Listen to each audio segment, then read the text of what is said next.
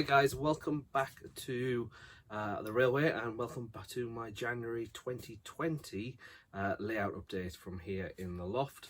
It's been a few months since my last update. I have been busy, like everybody always says, busy with work, busy with life, but I have been busy on the railway as well. Lots of kit building ready for this back scene for the high street, which moves down to an industrial scene. Not very exciting, which is why I haven't made any videos. Me sitting making Metcalf scale scenes, model scale scenery and so on kits, so I haven't videoed any of that. However, over Christmas we went from having a nice blank piece of polystyrene for 3 weeks worth of hard work while off normal work, and we've ended up with what is becoming a really good back scene. Low relief town, moves down to an industrial scene and then finishes at the back of a shopping centre. And in addition to that, the first job I had was to make 2.8 metres of retaining walls to go on the layout as well. So I've been nice and busy. I'm going to show you what I've been doing, and then I'm going to finish off the update with a bit of a running session. And it seems only fitting that we should have a high-speed train class 43 running session, as they've just stopped operating on the East Coast main line. And actually over Christmas I did head up to the northeast and I was on an Azuma for the first time. I reserve judgment on that. It's not the classics, it's not what I like, but what I like's gone, and so time's got to move on. However, Santa did bring me a Virgin Trains class 43 book set, and in addition to that I have purchased the first 3 of the 6 extra coaches that I need to go with it. And I've also been onto Rail Tech transfers and got myself some N-gauge, for bringing them right in for you to see, LNER transfers as well. So it won't be staying as Virgin very long. It will be moving to LNER. That does mean I've now got every class 43 in N-gauge that operated on the East Coast main line apart from one. But you'll see which ones are missing when I do my running shots. So that's probably going to go on my birthday list. My birthday is in April. It'd be nice to have the full set, although technically if I was going to have the full set I'd have to buy 2 Virgin, keep 1 Virgin and move 1 LNER. Not sure the bank balance is going to stretch to that, but let's get the camera off, let's take you around, let's show you what I've been up to, and tell you what's coming next, which is something hopefully I can make a few more videos with, and we'll see what you think. If it's your first time watching the video, please subscribe, like, comment, share. I'm pretty new to all this still, so I'd really appreciate getting a few more subscribers, and any comments, questions, thoughts, please pop them down in the comments, but do keep them nice. Let's take a look around now.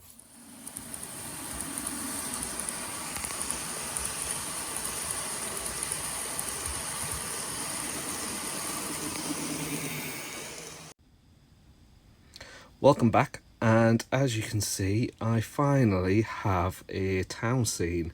Now first things first, before I show you this, I do also have a new gimbal that I'm using to make these videos. Hopefully it'll get rid of some of the handshaking that was in my previous videos, but I can't make any guarantees, and I also still don't really know what I'm doing with it. So bear with me. I'm sure it will get better as the video goes on, and apologies if my camera suddenly shoots off. I'll try and edit anything like that out. But first job that I had, what I'm going to do is I'm going to actually put in a photograph that I took on the 20th, I think it was, of December, where basically all I had at the back was a great big piece of polystyrene and nothing else. So that'll show you how much work's been done in 3 weeks. What we're at now, the 9th, 10th of January, so there's a lot of work happened over Christmas bringing all this together. The first job I had was to build these retaining walls, as I mentioned before, 2.8 meters of retaining walls, and because of the height that I needed. Now remember, underneath here, this is my fiddle yard in there, with more town scene to go on top of it, but because of the height I needed to store trains in there, none of the commercially available retaining walls would actually fit, so it meant I needed to start from scratch. And these walls have all been built using 2mm grey board, Slater's stone plastic card, a couple of Pico tunnel portals, and a lot of glue and a lot of painting and a lot of time consuming work, but hopefully you'll agree. I think they look really good. There's the odd stone that's quite prominent on the back, but hopefully over time that'll just settle down. You can see we've got some graffiti on the walls there. We've got some scale model scenery, M-gauge, billboards. That was a little bit of a nightmare trying to find enough posters from kind of mid-90s to go in there, so we've got what we've got. This one here is my absolute favorite, if I can get the camera in close enough, this old Volkswagen one just down there, but the retaining wall moves all the way down, which you'll see, and then let me show you the high street. So we have got a selection of Metcalfe kits. The roads and the road markings are all from Scale Scenes. The trees are from Gauge Master, and the vehicles are a combination of cheaper ones from China, which are not the best, but there's a real shortage of N-gauge cars, as anybody who models N-gauge will know. And then we've got a selection of buses from, I forget the name, is it base models, and also some Scenecraft buses as well on the layout. So we move down, we've got a couple of pubs. You'll be familiar with all these. A couple of the kits are new. So this one here, this was new in N-gauge towards the end of last year.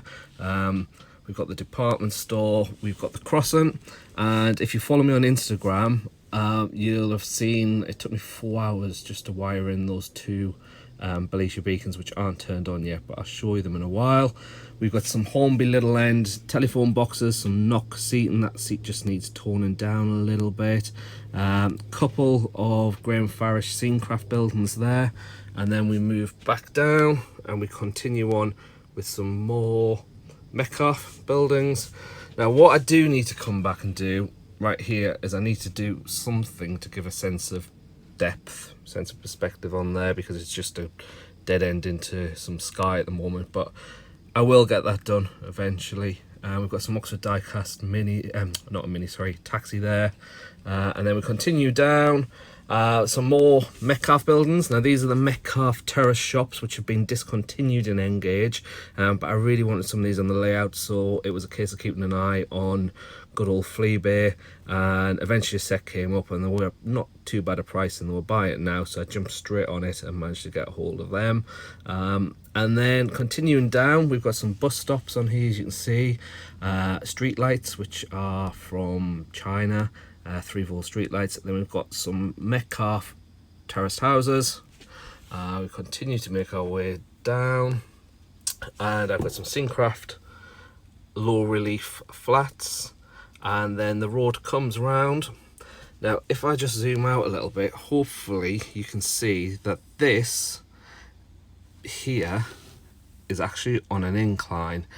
It goes up by an inch from one end to the other, and the reason for that is because down here, so we continue down, we've got some scale model scenery download kits down here, and some back scenes, and then some scale scenes kits here.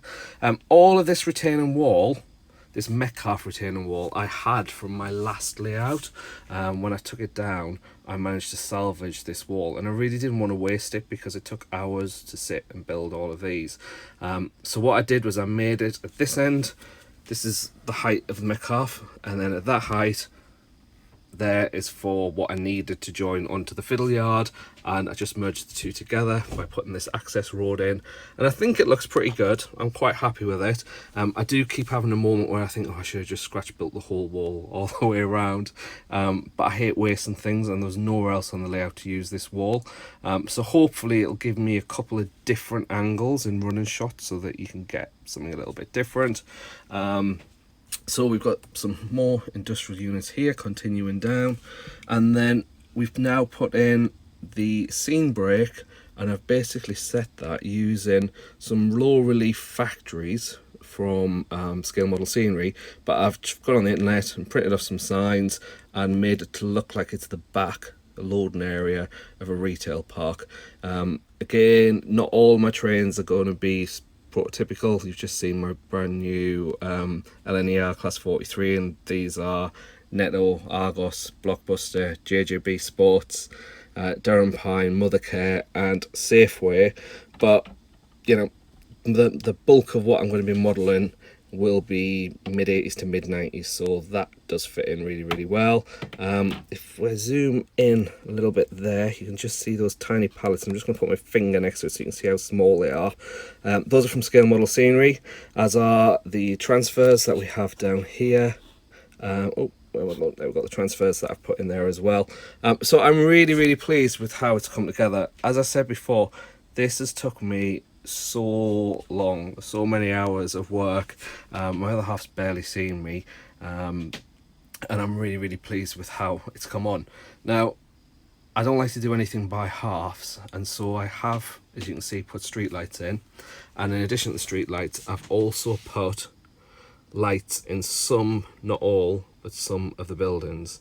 Putting the lights in them is nice and easy. Drilling the holes through the polystyrene down through the baseboards, pretty simple as well. However, sitting under here trying to wire them all up was not so easy. So at this moment in time, only half of the lights are wired up. Let me pop the camera down for a minute. Let me get to the plugs, plug them in, and I will show you what it looks like with the lights on. Bear with me 1 second.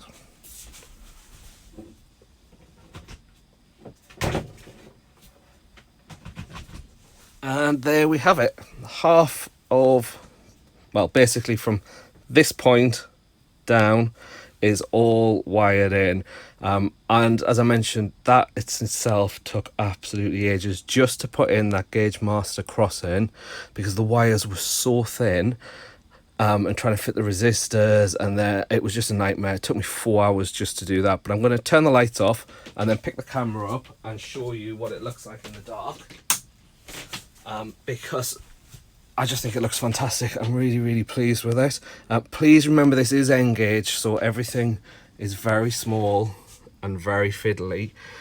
Some of the lights probably could have been dimmed down a little bit, but you know, this is the first time I've put lights in buildings and lit high street. On my last layout I had nothing like this, so I'm really pleased with how it's turned out. And thanks to Dave Howarth, we've also got a nightclub with disco lights as well. I've always loved that in Dave's videos, and he was kind enough to share the link of where he got the disco lights from in Germany, so I got a hold of some of them and I've added them into mine as well, and I think it looks really, really good. Hopefully you think the same. So that is the high street. I'm going to put the lights on and get some trains out, and we'll finish off with a running session. I hope you enjoyed the video. Any comments, as I say, please do feel free to pop them down below, and I will hopefully see you again in a couple of weeks time, because my plan is not to leave the videos so long in future and to get one out every few weeks. Speak to you soon. Take care. Bye bye.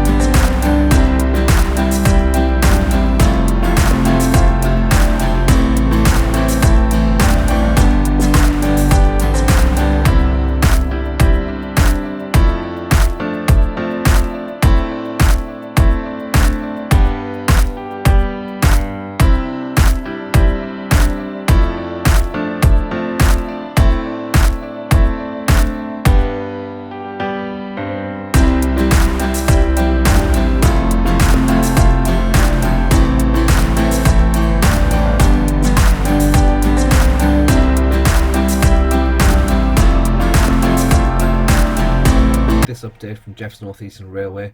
If you've enjoyed what you see, please don't forget to subscribe, comment and like. See you soon. Bye bye.